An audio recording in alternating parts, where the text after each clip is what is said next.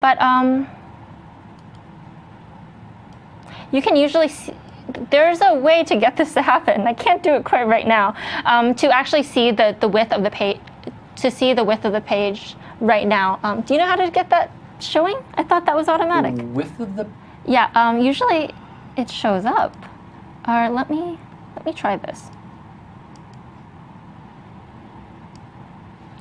Yeah, it's not showing up right now. On my other computer, it showed up sort of as a, hey, this is 700 pixels right now type thing.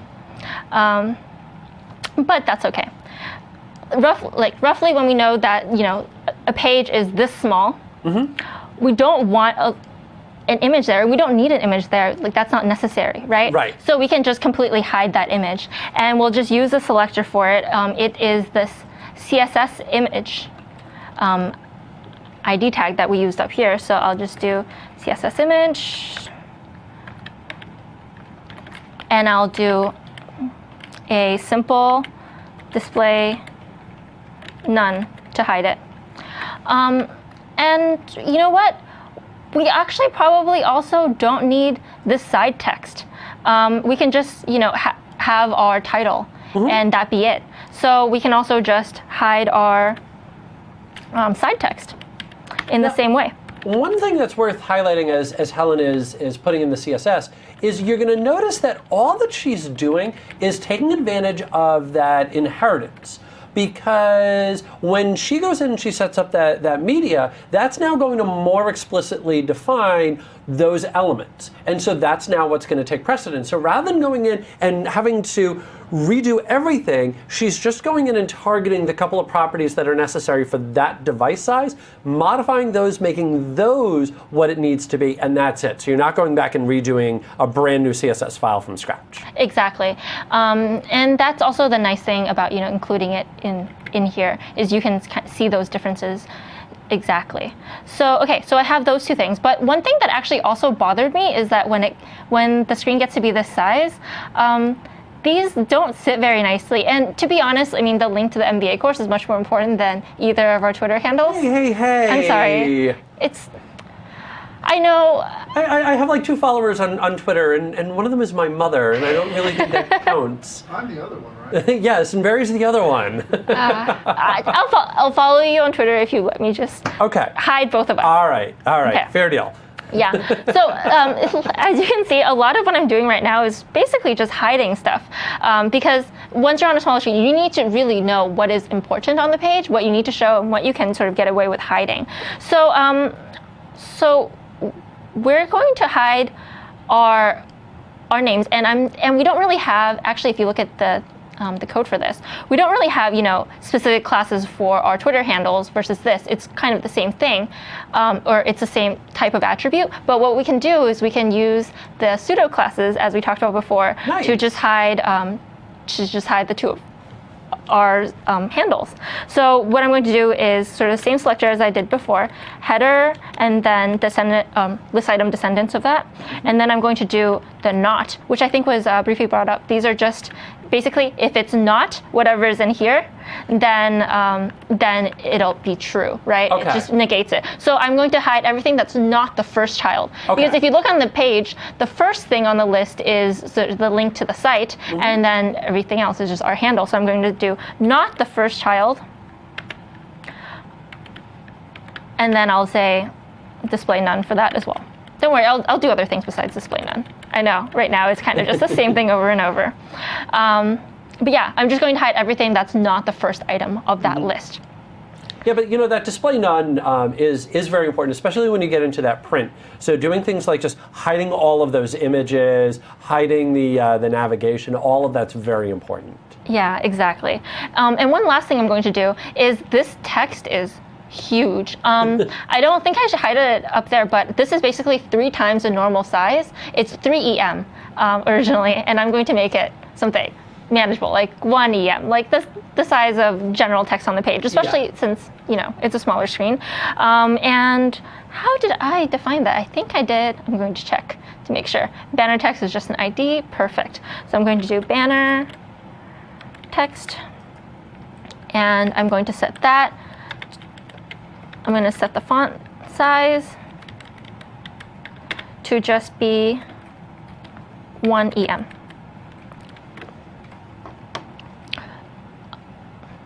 And then now when I save this and I refresh this little guy. Oh, did I save it? Maybe I'm not on the right page. That's embarrassing. Demo.html. This is style.css. Just do a real quick Control F5. Sorry, inside of Visual Studio. Because what that should do is then reopen up the browser for you.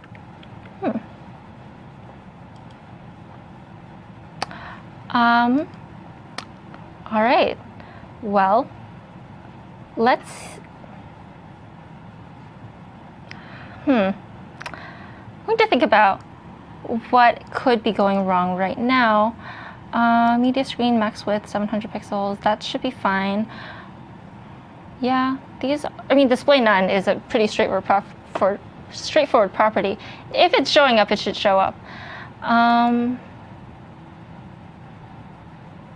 Go back to the browser again.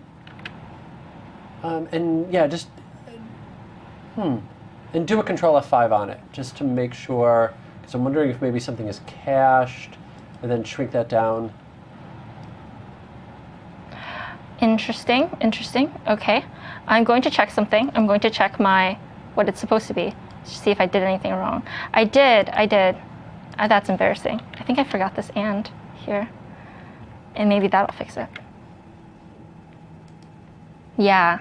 Okay, there you that's go. it. Okay. I forgot the and. That's the demo blow up graphic. It's not the worst thing. That's why you have the backup knowledge. Absolutely. But yeah, so now that you're on a smaller screen, the text is much smaller. But that's a pretty drastic jump that we did to go from this page to this with basically no transition in between. So what I'm going to do is actually flash out this part, and then I'm going to do this and right here. That way that doesn't blow up. And I'm going to add the properties here that we talked about. I'm going to just be lazy, copy a lot of these things over, because these are the elements that I still want to change. Maybe not these. I think our names will stay up there for something of this size. We're that important, right? So it's all about progressively removing elements, and we're not there yet. We don't need to remove ourselves yet. Okay. Yeah, yet. So for the CSS image, instead of just doing display none, I'm actually just going to shrink it down a little bit. I'm going to change its width and height. So before it was, I think, 300. Now I'm going to do maybe 150, something half the size of its original. And for the side text, let's see what I had before. For side text, I had font size 1.5 EM before, and maybe now I'll just do 1 EM.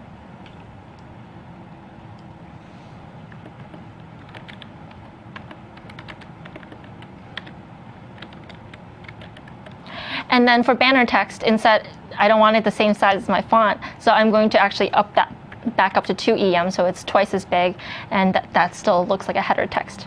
I'm going to save this. And then when I go over here and I refresh, I'm going to drag this out too. Okay, so this is between the 700 pixels and the 960. It'll look like this. As you can see, this logo is quite a bit smaller than this original, and so are both of the texts.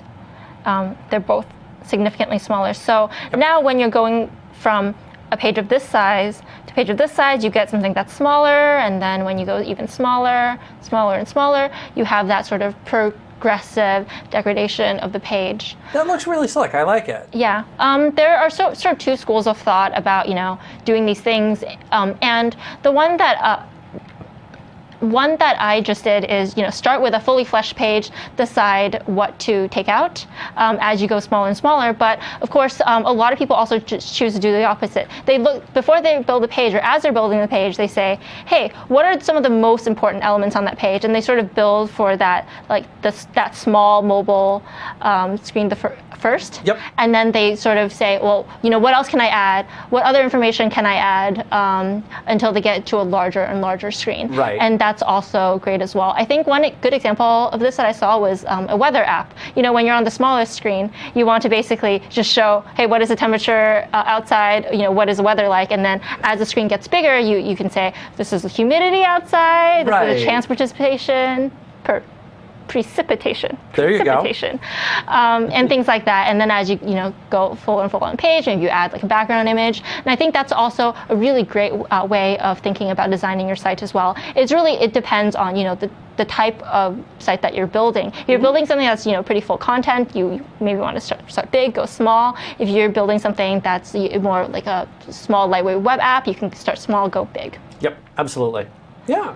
Yeah. Any other thoughts you have on media queries? No, the only couple of things have really just been around images in the chat window. And again, images is just one of those really tricky things. The one little tool that I'm going to highlight here, and actually let me bring up. I want. I think it's all one word. Processing. It's my little dance. There we go. Okay. Perfect. So Scott, and I'm going to mispronounce his last name. Jail? That sounds okay to me. Okay. I'm not Scott, though. Scott J has this great little tool called Picture Fill. And what this will do is it will, regardless of your browser, bring to life the picture element. And what's great about the picture element is it will allow you to identify different picture files based on those exact same media queries that Helen just showed off there. And what's important about that is because somebody asked about resizing the image, and in the case of your CSS logo, resizing that makes sense. But resizing a lot of other pictures, just simply shrinking it down, isn't really what we want. That a lot of times what we want to do is focus in on different areas. So just kind of get rid of some more of the surrounding area. So we need different files. That's where that picture element comes into play. This is eventually supposed to become part of HTML, but as anybody who's experienced with HTML can tell you, just because it's supposed to be coming doesn't mean that it's coming anytime soon or will actually happen. So this will, through JavaScript, automatically implement that for you, and it's a really slick little utility. So definitely recommend checking that out. So, and then beyond that, I think that's about it as far as the Q&A goes. Okay, great. So, yeah. So what do you say we take 10 minutes, and then we'll come on back, and we'll actually do two things. I'm actually going to do a real quick aside and show off columns, just because we haven't done columns yet. And I'm sort of feeling a little bad because all of your stuff has been looking really, really good, and my little demo kind of looked a little bit cheesy. So I want to go in and kind of finish that out, throw in some columns, which is typically how you'd want something that's that much text to display. And then I'll also show off how to implement transitions and resize things as well through CSS. But let's take 10, and then we'll come on back and we'll do all that. So we'll see you guys back here in 10.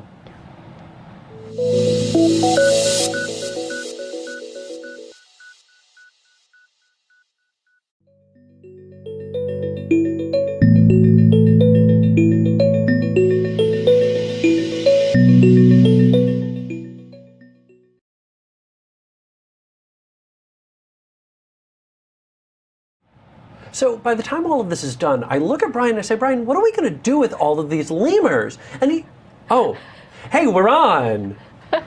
Oh, yeah. Anyway, so welcome back. This is Adding Style with CSS, and alongside Helen Zhang, I am Christopher Harrison. Now, for those of you who are just tuning in, Helen actually has just gone through a series of amazing demos and put together a pretty good looking site. And I'm now feeling a little inferior. Like, the pages that I've done up until now have been, really just kind of proof of concept ones. So I at least want to go in and try to gussy things up a little bit and kind of make things look a little bit more real world. And in particular, what I want to do for right now, I'm going to kind of sidestep the module, although we are going to get into transitions, transformations. Those are really important. And I actually want to focus in on one last little feature that we haven't yet discussed, and talk about how we can get kind of a very typical style setup for our site. So here's what I'm going to do is I'm going to bring up the little site that I had before, and I still have that width of 75%. I'm going to go back in and fix that here momentarily. But what I did earlier this morning was I set up our little nav section here with our cool little mouse over, and I did all of that, and then I had the article here, and it was relatively long, and for this demo I've now shrunk that down. And here's what I'd like to do, and I think this is pretty standard, pretty stock, is I would like over here on the left side to have our navigation. And then over here on the right side, what I would like is I would like columns. So that way, some of our text appears over here, and some of our text appears over there. Wouldn't that be nice? Please say yes so I can do my demo. Yes, and it's very newspaper-like. I mean, when people are reading, or actually when I'm reading, I don't like to read across the entire thing. Yeah, just down and then down the other side. Absolutely, yeah. Although when I said that, I felt like I was saying I only read half of sentences because I only read to the middle.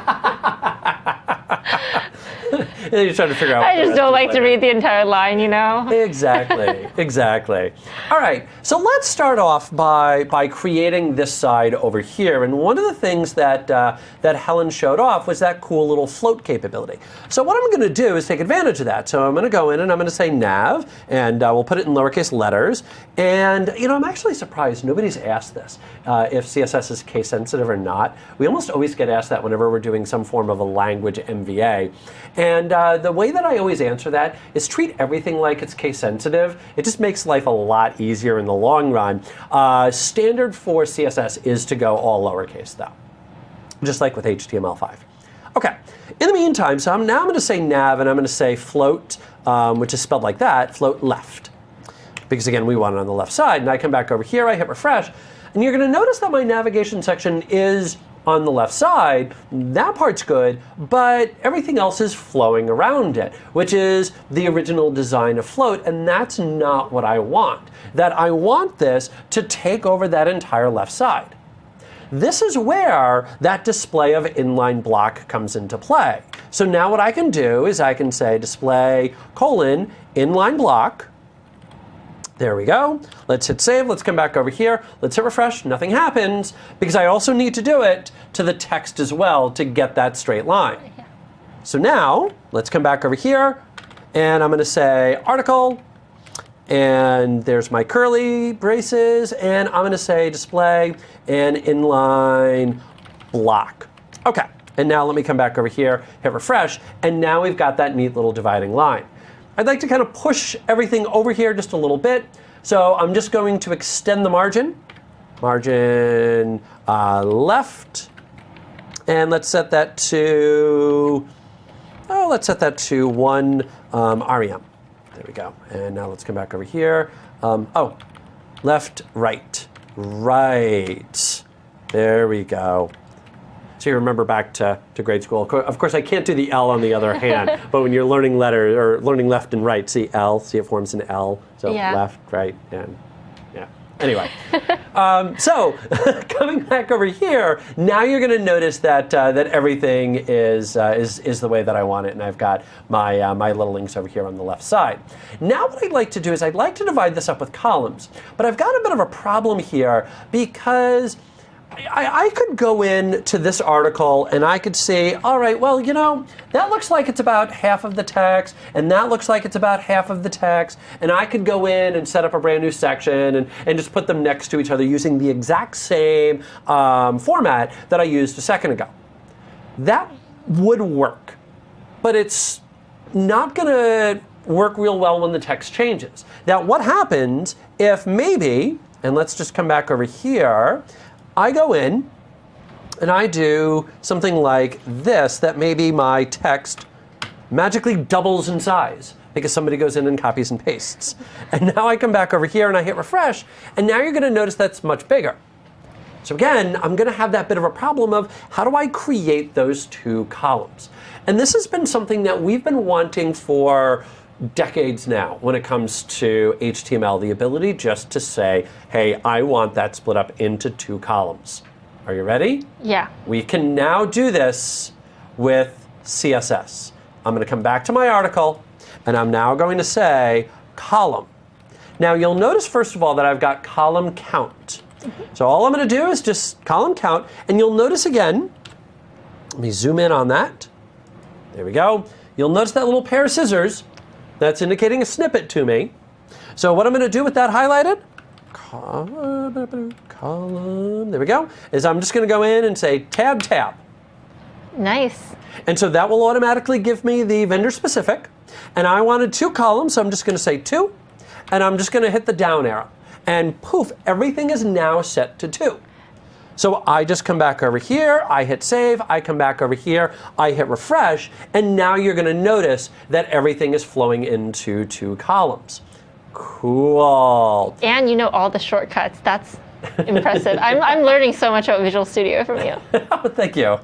I'm a big, big believer in shortcut keys. By the way, where's my VW from before? There it is. I want to go in and get rid of that. Okay. There we go. Okay. And you're also going to notice that there is a lot of other column options as well about whether or not you want to span columns. There's also different rules that you could go in and apply. You can specify the widths. You can put a gap between them and so forth. So you can really go in and kind of get full control over those columns, how the text is going to flow through all of that and so forth. Whoa. Let me just, article, and I want width, and I'm going to say 100 VW. Okay.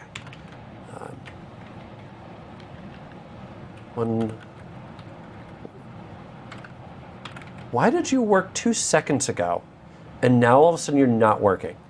You're wonderful.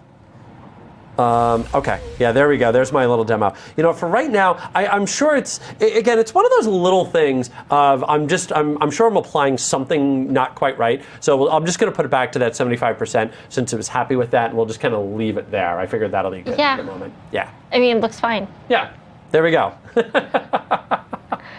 Okay, now, if you remember all the way back to this morning, I know that was a while ago. But if you remember all the way back, one of the big things that we talked about was wanting this separation of concern. So the HTML is designed to say, hey, this is what our text is. So you'll notice, for example, that I've been using that article and I've been using that section. And what's very interesting about article and section is what they don't do. They don't do anything. That the only thing that they do is simply contain text. And then it's up to you to add the style in on your own using CSS. So we want to use CSS for all of our style. That's what CSS is there for. On top of that, one very big thing that we've sort of highlighted a bit of is performance. That up until now, we haven't done a single bit of JavaScript. And bad JavaScript is really what's going to slow your sites down. And so here, very simple little rule here. The fastest JavaScript code is the code you don't write. If you can do it, Deep Thoughts by Christopher Harrison. If you can do it without JavaScript, do it without JavaScript. Okay, well then let's talk about a couple of different things that we might typically do with JavaScript. And one of them is transformations. That let's say, going back to the article that we had a couple seconds ago, that I wanted to change the color of those little links. Or maybe I wanted to put in a little bit of a background on them. But if I put my mouse over it, it's just automatically going to throw that color onto there. It'd be nice to have a little fade effect. And then when I pull my mouse away, have a little fade effect and have that go away again. Wouldn't that be nice? That sounds beautiful. It sounds a little fantastic. fade in, fade out. Yeah. And you're probably thinking, okay, well, that's going to be dynamic, right? So that must mean JavaScript. Ah, so we're talking about style. So we can do this with CSS. The other very big thing that you might be looking to do is to resize things. So one of the big things that Helen was showing off before with the media queries was going in and resizing different elements or hiding different elements. What happens if we want to be able to just globally resize something, just make it bigger, make it smaller? Well, fortunately, we can do that as well with our transformations, and that's actually where we're going to start. That our transformations allow us to take items and manipulate them. So if you want to rotate them, if you want to skew them, if you want to resize them, you can do this all through CSS. Now, because of the fact that this is done with CSS, this can be done with any class, with any element, and with any media query. So if all that you need to do is to simply take a particular div block and resize that down, you can do that without having to go into all the different fonts and all the different sizes and calculate everything. You can just simply say, be smaller, and it will be smaller for you. Now, what are some of the different things that we can do? Well, the first thing that we can do is translate. Remember how we've been talking in the past about how it's not always intuitive, some of the names. Translate does mean move. Yeah. At least to me, that doesn't scream move. Yeah.